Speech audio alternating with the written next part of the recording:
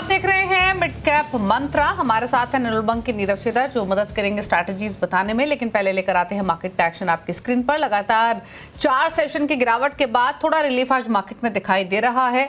Support में कई sectors आज के सेशन में आते हुए दिखाई दिए हैं। फिलहाल अगर आप देखें तो निफ्टी वॉलेटाइल जरूर है लेकिन बायस पॉजिटिव है फिलहाल, ऑल्दो डेज हाई से थोड़ा हल्का हुआ है। सिर्फ 80 अंकों की बढ़त लेकर अब ट्रेड कर रहा है 23 निफ्टी। और दिखाते हैं क्योंकि बैंक निफ्टी एक अच्छा सपोर्ट आज सुबह से लैंड कर रहा था, वहां पर भी क्या इस तरीके के वॉलेटाइल मूव्स देखने को मिले हैं या तेजी के साथ ही ट्रेड कारोबार हो रहा है।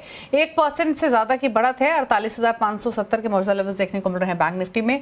तो वॉलेटिलिटी माइनर देखने को मिली है लेकिन अभी भी बायस पॉजिटिव 525 पॉइंट्स की तेजी के साथ कर रहा है कारोबार।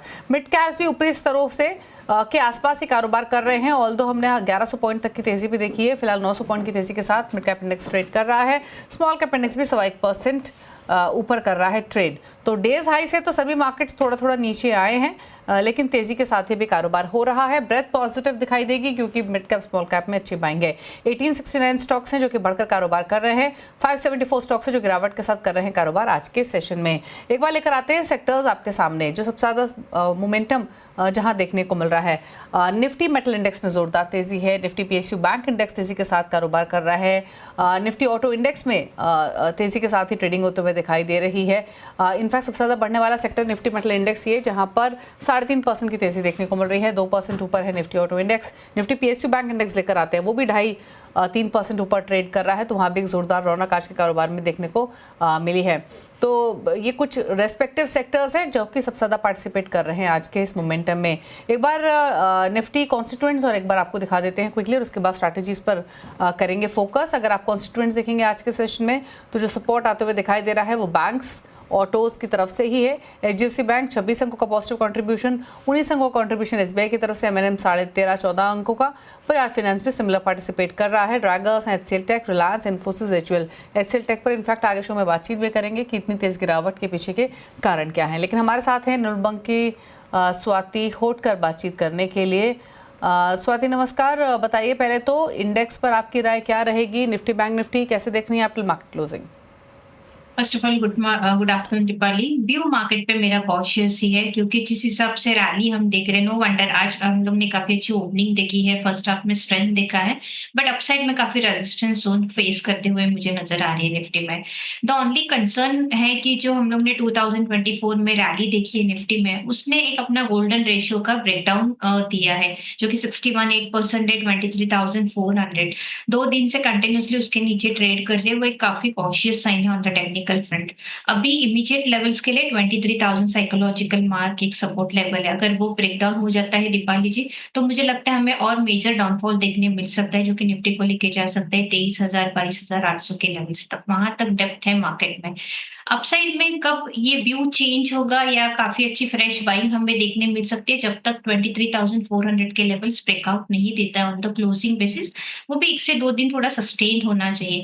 आज मार्केट बड़े पॉजिटिव है बट इंडाइसेस में मुझे सेलिंग प्रेशर नजर आ रहा है। काफी सिलेक्टिव काउंटर्स में हमें बाइंग नजर आ रही है। तो ओवरऑल स्ट्रक्चर अभी टेक्निकली अभी भी वीक है निफ्टी में। जो भी उछाल आता है should be taken as an opportunity for book your profits. And अगर डेप्थ में देखेगा तो फिर 23,000 22,800 के लेवल्स काफी स्ट्रांगली सपोर्ट जोन है, वहां पे फ्रेश बाइंग रिकमेंड कर सकते हैं।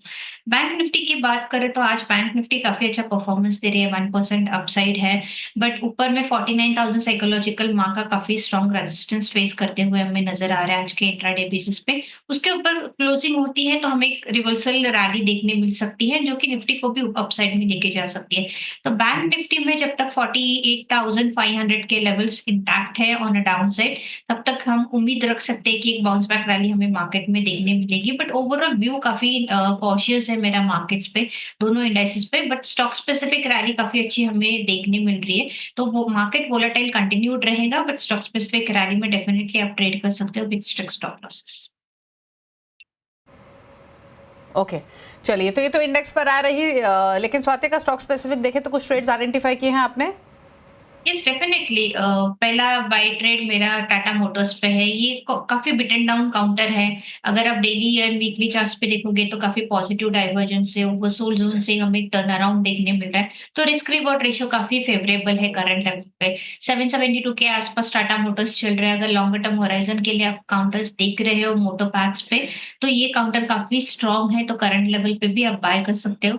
750 का स्ट्रिक्ट स्टॉप लॉस रखिएगा, अपसाइड में एटलीस्ट 820 टू 840 के टारगेट्स में देख रही हूँ।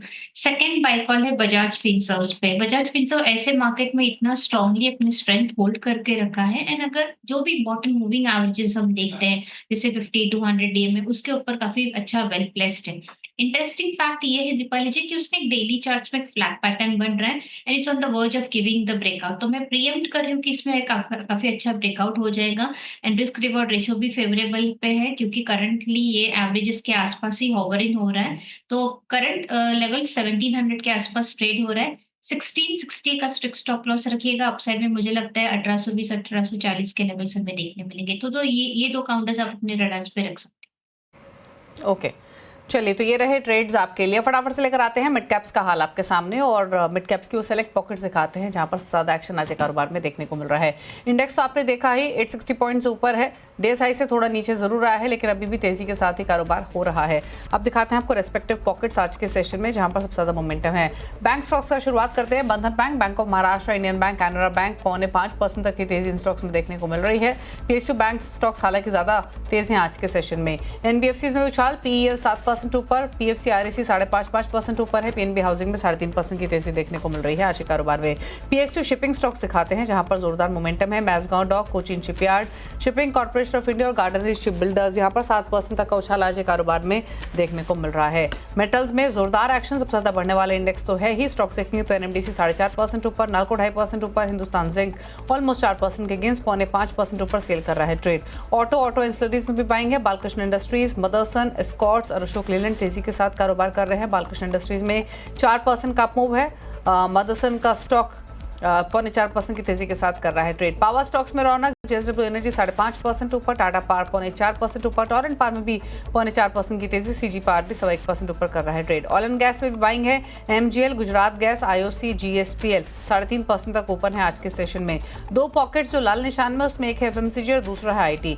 एफएमसीजी में USL, Godrej consumer, Marico, Colgate लाल निशान में ट्रेड कर रहे हैं, 4.5% तक नीचे ट्रेड कर रहा है यूनाइटेड स्पिरिट्स। आईटी में एल&टी माइंट्री 5% नीचे, एक्सिस गेट 4.5% नीचे, 2.5% नीचे रेट गेन, ओरेकल फाइनेंशियल 2.5% नीचे।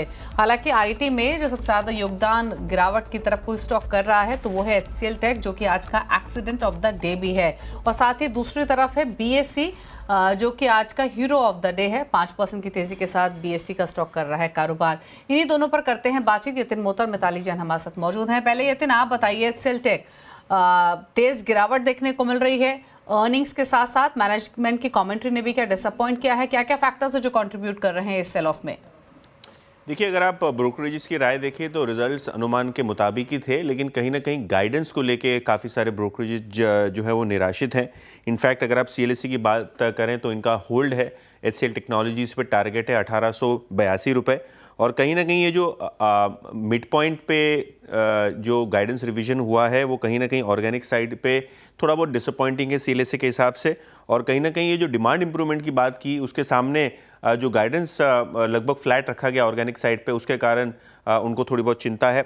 जेफरीज की भी होल्ड यहाँ रेटिंग आ रही है 2060 के टारगेट के साथ, और जेफरीज का भी यही मानना है कि जो रिवाइज्ड ग्रोथ गाइडेंस है वो पॉइंट करता है कि जो ऑर्गेनिक ग्रोथ रहेगी Q4 में वो थोड़ी फीकी रहेगी। इनफैक्ट उन्होंने ईपीएस के अनुमान 1 से 2% से काटे भी हैं, और इनको लगता है कि जो year on year CC revenue cycle है, ग्रोथ ट्रेजेक्ट्री है, वो थोड़ी बहुत वीक है, और उसके सामने वैल्यूएशंस रिच हैं, जिनके कारण वो होल्ड रेटिंग मेंटेन कर रहे हैं। मॉर्गन स्टैनली भी यहाँ होल्ड की सलाह दे रहा है 1970 के टारगेट के साथ, और lower than expected revenue guidance जो है उसके कारण उनको लगता है कि यहाँ कोई बड़ी रेटिंग रिवीजन नहीं हो सकती है, और Q3 की सर्विसेज बिजनेस सेगमेंट की जो रेवेन्यू है वो भी इनलाइन आती हुई नजर पड़ रही है। तो ओवरऑल ब्रोकरेज का मानना है कि जहाँ दूसरी आईटी कंपनीज में एक पिकअप दिख रहा है, मैनेजमेंट की गाइडेंसेज थोड़ी बहुत पॉजिटिव है, उसके सामने शायद एचसीएल टेक के नतीजे थोड़े बहुत फीके रहे, उसके सामने जो मैनेजमेंट की कमेंट्री भी है ऑर्गेनिक साइड पे वो थोड़ी कमज़ोर रही। ओके, चलिए, तो ये रही एचसीएल टेक पर डिटेल्स क्यों गिरावट देखने को मिल रही है। लेकिन अब बात करेंगे बीएसई लिमिटेड की, जो है आज का हीरो ऑफ द डे। बताइए मिताली, क्यों ये स्टॉक तेज है आज? तो जेफरीज की एक इंटरेस्टिंग रिपोर्ट आई है जब बीएसई को की रेटिंग को अपडेट करके उन्होंने होल्ड पर कर दिया है और टारगेट प्राइस जो है वो बढ़ाकर 5,250 कर दी है। इसके अलावा उनका मानना है कि क्लियरिंग और सेबी की रेगुलेटरी फीस के कारण हमें मार्जिन्स में इजाफा देखने को मिलेगा। साथ ही FY 25 से 27 के एस्टिमेटेड EPS में 28 से 32% तक की मार्जिन में बढ़ोतरी देखने को मिल सकती है। डिस्काउंट ब्रोकिंग वॉल्यूम्स 40% से ज़्यादा की गिरावट वहाँ देखने को संभावना है। साथ ही ब्रोकर्स को उनका कहना है कि ब्रोकर्स को जो है वो प्राइस बढ़ाने पड़ेंगे। इसके अलावा सेबी के जो नए रूल्स आए हैं उसके कारण ऑप्शन वॉल्यूम्स में लगभग 70% तक की गिरावट देखने को मिली, यानी जो कॉन्ट्रैक्ट की संख्या है वो काफ़ी कम नज़र होती आई। लेकिन इंटरेस्टिंगली जो प्रीमियम्स है यहाँ पे 10% से कम ही गिरावट देखने को मिली है, जहाँ जेफरीज का अनुमान था कि यहाँ पे प्रीमियम सेगमेंट में हमें 25% की गिरावट देखने को मिल सकती है। इंडस्ट्री का एवरेज जो टिकट साइज है नवंबर के मुकाबले दिसंबर 24 में यहाँ पे इजाफा देखने को मिला है 35% तक का, और उनका मानना है कि जनवरी 2025 में ये 3 गुना तक बढ़ सकता है। ओके, चलिए, तो ये बात हुई बीएसई की, जो अब 6% से ज़्यादा मजबूत होकर कर रहा है trade. Thank you Mitali and Yatan, दोनों स्टॉक्स पर डिटेल्स शेयर करने के लिए। स्वाति हैं हमारे साथ। स्वाति, बताइए दोनों स्टॉक्स पर आपकी राय। एक मजबूत, एक गिरावट के साथ कर रहा है ट्रेड, क्या व्यू है इन लेवल से?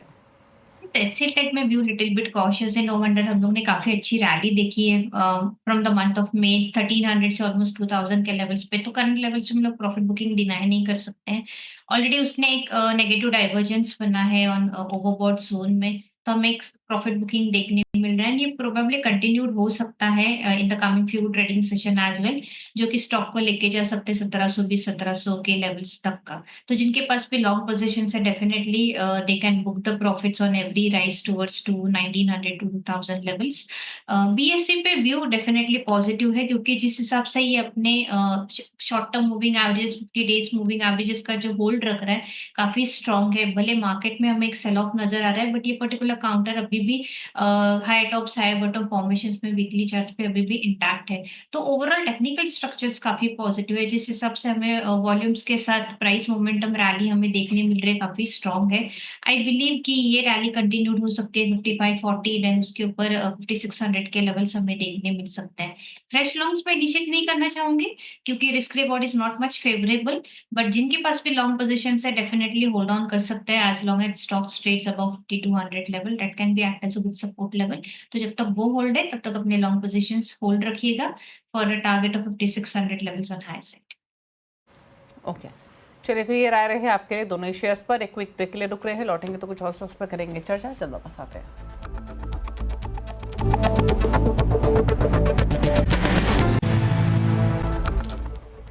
आप देख रहे हैं मिड कैप मंत्रा और रुक करेंगे कुछ बजट स्पेसिफिक खबरों का। दरअसल बजट में छोटे कारोबारियों को बड़ी राहत मिल सकती है। छोटे कारोबारियों को सस्ती ब्याज और आसान शर्तों पर कर्ज के लिए नई स्कीम आ सकती है। साथ ही मर्चेंट वॉलेट का भी ऐलान हो सकता है। और डिटेल्स के साथ लक्ष्मण रॉय हमारे साथ है। लक्ष्मण, बताइए क्या राहत मिल सकती है एमएसएमईज को? देखिए, जो मुझे सूत्रों से जानकारी मिली है उसके मुताबिक एमएसएमई बजट की एक बड़ी थीम हो सकती है और इसके लिए 3 बड़े ऐलान कम से कम किए जा सकते हैं। पहला तो ये कि प्रीपेड मर्चेंट वॉलेट का ऐलान किया जा सकता है। ये एमएसएमई के लिए खास तौर से बनाया जा सकता है और इस प्रीपेड मर्चेंट वॉलेट में कमर्शियल मर्चेंट वॉलेट होगा और इसमें लो कॉस्ट डिजिटल ट्रांजैक्शन पर फोकस किया जाएगा। दूसरा जो बड़ा ऐलान किया जा सकता है वो है कि एमएसएमई को सस्ते और आसान शर्तों पर कर्ज मुहैया कराया जाए। जब मैं सस्ते ब्याज की बात कर रहा हूं तो वहां पे करीब कम से कम 3% इंटरेस्ट सबमिशन का प्रावधान किया जा सकता है, यानी 3% सस्ता ब्याज उनको मिलेगा और शर्तें काफ़ी ज़्यादा आसान की जा सकती है, कोलेट्रल की शर्तें या दूसरी शर्तें। और इसके जरिए करीब 2.5 लाख करोड़ रुपए कैपिटल इन्फ्यूजन एमएसएमई में किया जाए, इस बात का ऐलान करने की संभावना है। तीसरा, एमएसएमई एक्ट 2006 जो है उसमें सरकार बदलाव कर सकती है, उसको ज़्यादा आधुनिक बना सकती है। आधुनिक जरूरतों के हिसाब से उसमें बदलाव किए जाएंगे। एमएसएमई के लिए कारोबार करने के रास्ते आसान किए जाए, इसके लिए जरूरी प्रावधान किए जाएंगे। तो ये 3 बड़े ऐलान होने की संभावना है और इसके पीछे दलील ये है कि एमएसएमई एक ऐसा सेगमेंट है जहां पे सबसे ज्यादा दबाव प्रेशर अभी देखने को मिल रहा है और एक ऐसा सेगमेंट है जहां पे रोजगार के मौके काफी ज्यादा मिलते हैं। तो जाहिर तौर पे रोजगार भी बढ़ेगा और एमएसएमई पे दबाव भी हटेगा, ये इसका मकसद है। शुक्रिया आपका लक्ष्मण, डिटेल्स बताने के लिए। तो एमएसएमईज को राहत देने की तैयारी इस बार के बजट में हो सकती है। कई इंपॉर्टेंट ऐलान एक्सपेक्टेड है इस बार के बजट से। चलिए रुक रहे हैं इसी के साथ एक और ब्रेक के लिए। ब्रेक के उस पार कुछ और स्टॉक्स पर तो करेंगे चर्चा, साथ ही खिलाड़ी नंबर 1 का अपडेट भी लेकर आएंगे। जल्द वापस आते हैं।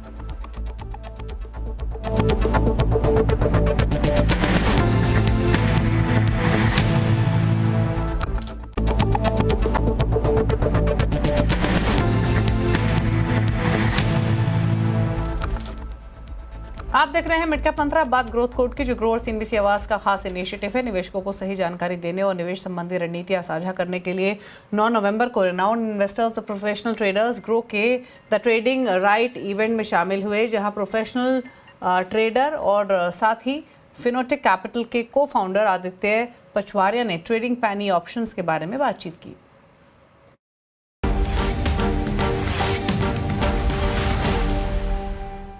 पेनी ऑप्शंस का जो प्रोबेबिलिटी होता है जीतने का वो बहुत ज़्यादा होता है, 99% से ज़्यादा प्रोबेबिलिटी होता है उसके जीतने का।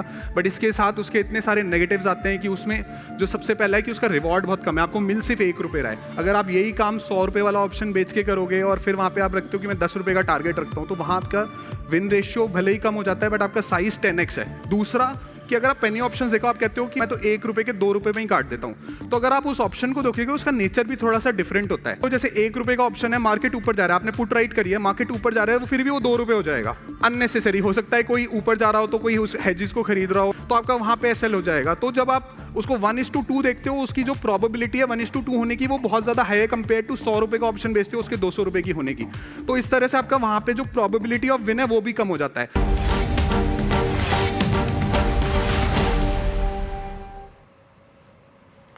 आगे बढ़ते हैं, अब बात करते हैं क्लाइंट नंबर 1 के अपडेट के। इस हफ्ते एंजल 1 के ओशो कृष्णन, वेवस्टार्स.com के आशीष क्याल, कोटक सिक्योरिटीज के अमरोट हाफले के बीच में मुकाबला हो रहा है। दिखाते हैं आपको रिटर्न की स्थिति क्या बनी हुई है आज के दिन। आज हफ्ते का दूसरा दिन है तीनों ही खिलाड़ियों के बीच में। फिलहाल के अगर आंकड़े देखेंगे मुनाफे के मीटर में तो लीड कर रहे हैं ओशो कृष्णन 4.25% के रिटर्न। अमोल का पोर्टफोलियो -3.86%, आशीष का पोर्टफोलियो -1.27% के रिटर्न लैंड कर रहा है। ये रहा अपडेट। इसी के साथ एक ब्रेक के उस पर देखिए आप न्यूयॉर्क कंपनी आशीष वर्मा के साथ, और न्यूयॉर्क कंपनी बातचीत करेंगे जीएनए एक्सेल्स के एमडी और सीईओ रणबीर सिंह से। नमस्कार।